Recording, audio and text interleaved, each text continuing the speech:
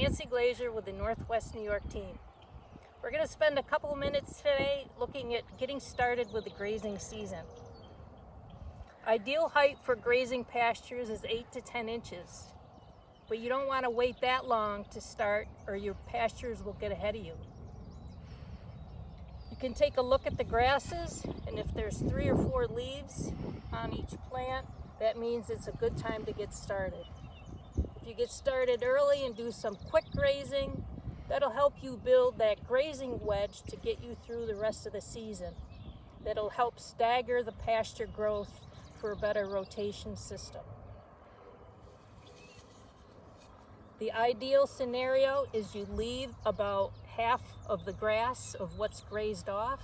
So it's that leave half, take half, and that gives you some residual to help capture that sunlight for quicker regrowth.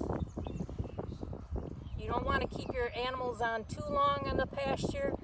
Ideally, for dairy cows, you move twice a day.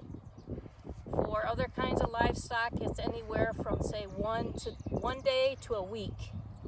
Anytime it's longer than 3 days, those animals will go back to that nice, lush regrowth, and it'll impact further regrowth for the rest of the season. You want to leave ample time for rest in between grazing, and that all depends on the soil conditions, how much water there's been, how much rainfall, how dry it is, so you'll have to adjust that as your season goes on. There's a lot of variability in height of grasses, so you'll have to take an average of height as you move through your pastures.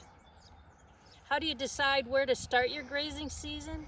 You'll have to take a walk and see which pastures have higher growth, more growth, or are ready to graze. These are just a few pointers to get you started with your grazing season. If you'd like to learn more about grazing, check out your local extension office to see if there's any pasture walks coming up.